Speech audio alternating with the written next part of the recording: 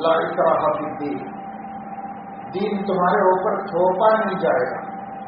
اسلام تمہارے اوپر مسلط نہیں کیا جائے گا، کسی طاقت سے اسلام تمہارے اوپر مسلط نہیں کیا جائے گا۔ حدیث پاک میں آتا ہے کہ ایک مشرک قید ہو کر کے آئے کہیں پہ، صحابہ کرام مہموں میں جاتے تھے، اطراف و اکناف میں فساد ہوتا رہتا تھا، ان فسادوں کو دبانے کے لیے صحابہ کو بھیجا جاتا تھا، تو اس میں سے شریر پکڑا جاتا اس کو لے کے آتے، یا کبھی راستے میں صحابہ کسی قافلے سے کسی فسادی کو پکڑ کے لاتے، قید کرتے، جو قیدی آتا وہ مسجد نبوی میں جو کھجور کے تنے کے قلت اس میں کہیں باندھ دیا جاتا تھا، نبی کے آنے تک اس میں باندھ دیتے، تو ایک کو لایا گیا اور ان کو ایک تنے سے باندھ دیا گیا۔ اللہ کے نبی صلی اللہ علیہ وسلم کو اطلاع دی گئی کہ فلاں ابن فلاں گرفتار ہوئے ہیں، اور ان کو لا کر ہم نے ایک ستون سے باندھ دیا ہے، اب آپ کا ان کے بارے میں جو بھی حکم ہو، آپ کہیں تو چھوڑ دیں، آپ کہیں تو تاوان اور فدیہ لگایا جائے ان پر، آپ کہیں تو قتل کر دیا جائے اس کو، کیونکہ یہ سب اسلام کے مجرم ہیں۔ تو آپ صلی اللہ علیہ وسلم جب مسجد میں تشریف لائے تو دیکھا کہ وہ بیچارہ بنا ہوا ہے، تو ان کے پاس آئے،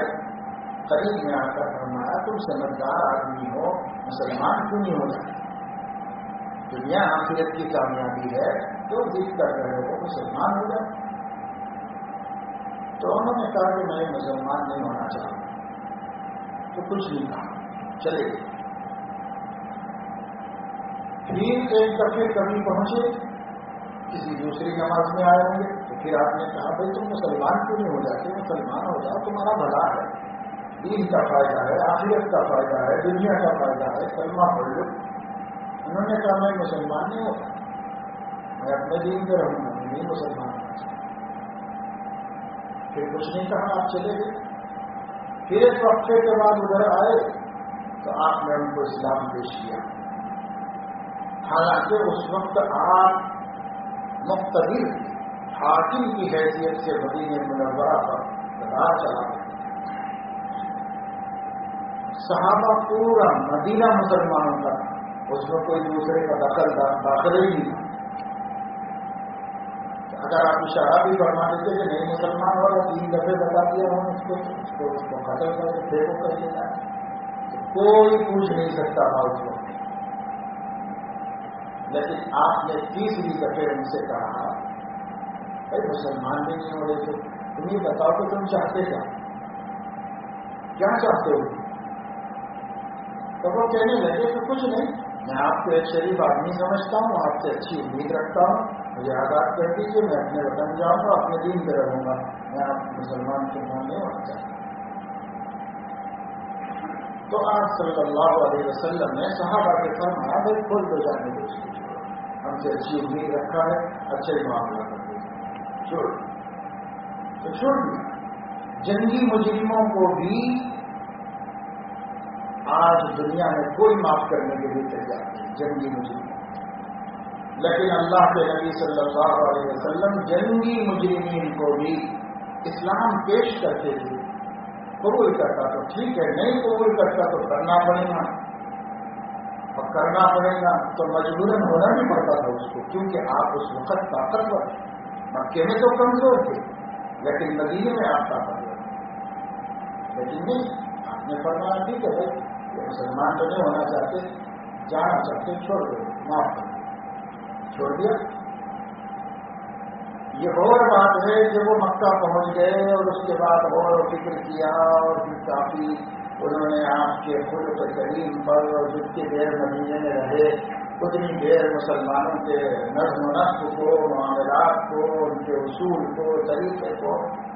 اتنا ان لوگوں ان کے دل میں بیٹھ گیا تھا کہ وہ خود سے آئے اور خود سے آ کے اسلام قبول کیا تھا۔ لیکن آپ نے اپنے کنٹرول میں رہنے میں، قبضے میں بھی اس کو زبردستی مسلمان نہیں بنا۔ خود آپ کے داماد عاص بن وائل وہ مسلمان نہیں ہوئی، ان کی زوجیت میں آپ کی بڑی بیٹی حضرت زینب رضی اللہ تعالیٰ عنہ تھی، مگر وہ تو مسلمان۔ ہجرت ہوئی تو سب کو ہجرت کرنی پڑی، لیکن حضرت زینب کے شوہر مسلمان نہیں بنے، مکے میں رہ گئے اور وہ ہجرت کر کے آ گئی۔ اگرچہ کہ بڑی مصیبت تکلیف سے آئی لیکن بہرحال آ گئی۔ اس بیچ میں ان کو گرفتار کر کے لایا گیا۔ صحابہ نے کچھ قیدیوں کو گرفتار کیا تھا، اس میں حضرت عاص بھی گرفتار ہو گیا، ان کو بھی لا کے مسجد کے حضوروں میں سب کو بند دیا گیا، وہ آپ کے داماد کو بھی بند دیا گیا، کیونکہ یہاں پر اب داماد بیٹے کا مسئلہ نہیں تھا، یہاں حق اور باطل کا مسئلہ تھا، ایمان اور کفر کا مسئلہ تھا، اس لیے اس کو بھی لا کے باندھ دیا گیا۔ حضرت زینب کو معلوم ہوا تو حضرت زینب رضی اللہ تعالی عنہ اپنا زیور لے کر کے مسجد نبوی میں آئی اور انہوں نے کہا کہ اللہ کے رسول سے کہو کہ یہ زیور فدیے میں لے کر کے وہ میرے شوہر کو چھوڑ کے آزاد کر کے تو چلے جائیں گے، اپنا مسلمان تو میں نہیں لیکن پھر بھی ان کو آزاد کر۔ تو حضور علیہ الصلوۃ والسلام نے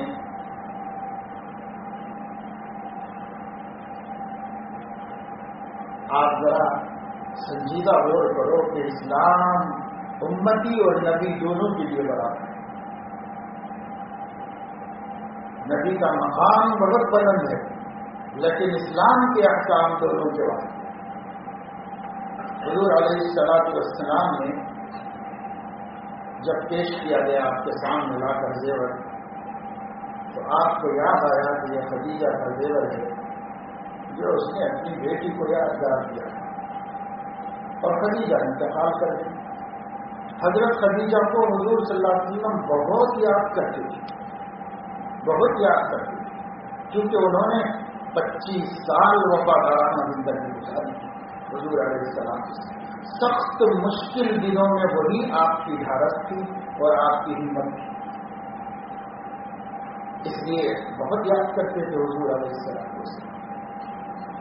اور حضور صلی اللہ تعالی علیہ وسلم جب بھی گھر میں کوئی اچھی چیز بنتی پکتی یا کہیں سے آ جاتی تو آپ اپنی جس زوج کے پاس بھی ہوتے ان سے فرماتے بھائی اس میں سے کچھ خدیجہ کی سہیلیوں کو بھی بھیجا دو۔ تو خدیجہ کی سہیلیوں کا خیال، خدیجہ کے رشتے داروں کا خیال جب ہر وقت زبان پہ آتا رہتا تھا۔ حضرت عائشہ رضی اللہ تعالیٰ عنہ فرماتی ہیں کہ مجھ سے نبی اتنی محبت کرتے تھے کہ کسی اور سوتن پر مجھے کبھی رشک نہیں ہوا، اس لیے کہ ان سب سے بڑھ کر مجھے ہی چاہتے تھے نبی پاک صلی اللہ علیہ وسلم، لیکن خدیجہ دنیا میں نہیں تھی، مجھے ان سے رشک ہوتا رہتا تھا، کیونکہ حضور علیہ الصلوۃ والسلام جب اچھی بات ہوئی، جب کوئی خاص بات ہوئی تو ذرا خدیجہ کی سہیلیوں کا خیال کر لو، ذرا خدیجہ کے رشتے داروں کے پاس بھی جا دو، یہ فرماتے تھے۔ اتنا آپ کو ان کا لحاظ تھا، خیال، اور اس میں تعلیم بھی۔ کوئی کسی کی بیوی مر گئی تو بھول گئی، مر گئی سے ختم، کوئی رشتہ مناتا اور نہ تعلق۔ حضور علیہ الصلوۃ والسلام حضرت خدیجہ کے رشتے دار تو کیا حضرت خدیجہ کی سہیلیوں کو بھی نہیں بھولتے تھے، ان کا بھی خیال رکھتے تھے کیونکہ بیوی کی نسبت سے۔ خیر، تو حضور صلی اللہ تعالی علیہ وسلم نے جب دیکھا کہ یہ زیور خدیجہ کا ہے اور اس نے اپنی بیٹی کو یادگار دیا ہوا اور وہ شوہر کو چھڑانے کے لیے بیت المال میں فدیہ دینے کو لے کے آئے آپ کا دل بھر آیا اور آپ نے اس کو اپنی بیٹی سے جدا کرنا پسند نہیں کیا، لیکن آپ نے یہ سوچا کہ فدیہ بیت المال کا حق ہے جو سارے مسلمانوں کا حق کرتا ہے، اس میں ایک کیا فیصلہ کروں، کیسے فیصلہ کروں؟ تو صحابہ مسجد میں جمع ہوئے، آپ نے صحابہ کرام سے فرمایا دیکھو بھائی یہ فدیہ تم لوگوں کا حق ہے، میرا جی یوں چاہ رہا ہے کہ خدیجہ کی یادگار زینب کے پاس رہے اور وہ اس سے جدا نہ ہو، اگر آپ لوگ اجازت دیں تو میں آپ کو بغیر فدیہ لیے رہا کر دیتا ہوں، اور اگر آپ لوگوں ناپسند کریں تو یہ بیت المال میں ڈال دیں۔ تو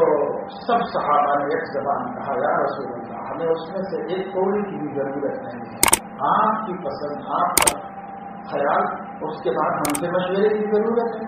تو فرمایا نہیں یہ تمہارا حق ہے، تمہاری خوشی کے بغیر میں واپس نہیں کر سکتا۔ اس لیے حضور علیہ السلام نے